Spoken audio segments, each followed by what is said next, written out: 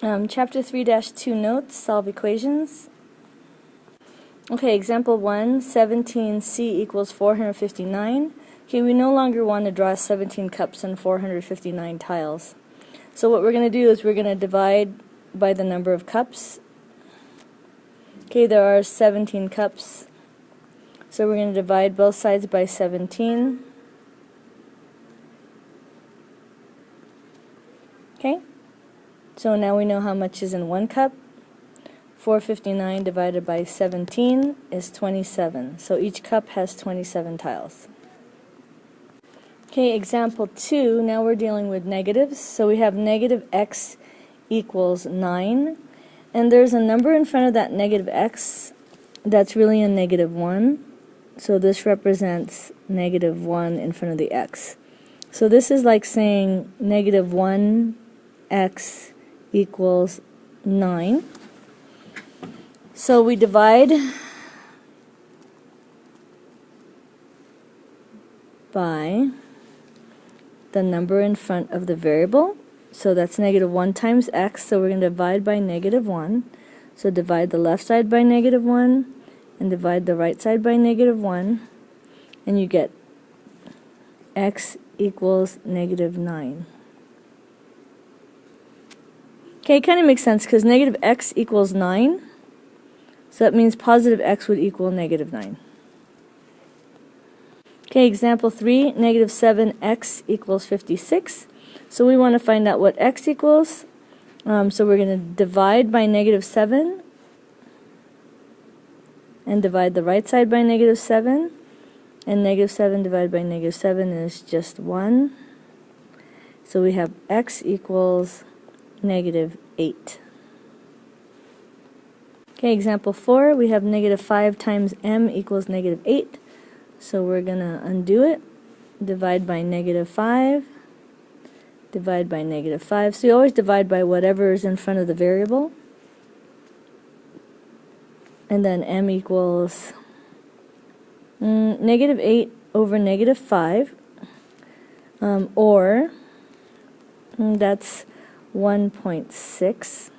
Positive. That's because negative divided by negative is positive.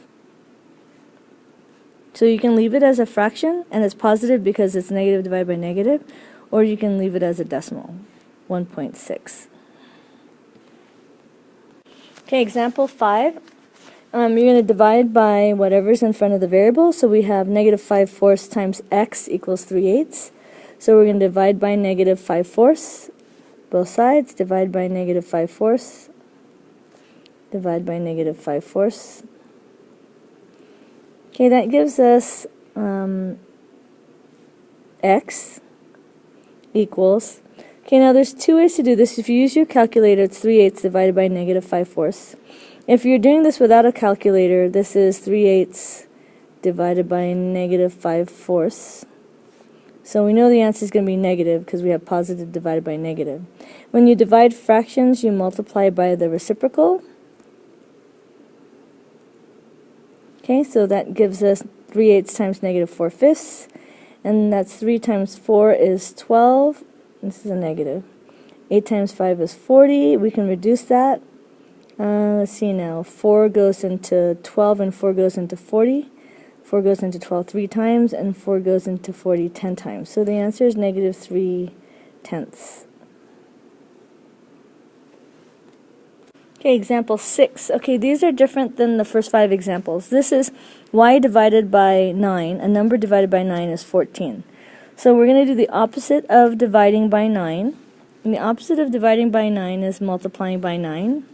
So let's see now. So we have y divided by 9 equals 14. So the opposite is to multiply by 9. And that undoes the dividing. Okay, so then you end up with y equals 14 times 9, which is 126. Okay, example 7 is a number divided by negative 3 is negative 12. So we're going to, since we're dividing, we're going to do the opposite of dividing.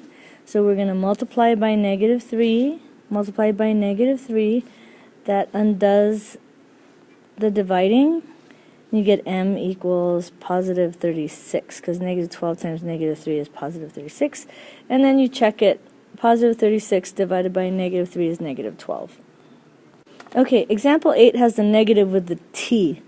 So I'm going to move the negative to the 4 instead. So this is actually the same thing as that. Negative t divided by 4 is the same as t divided by negative 4.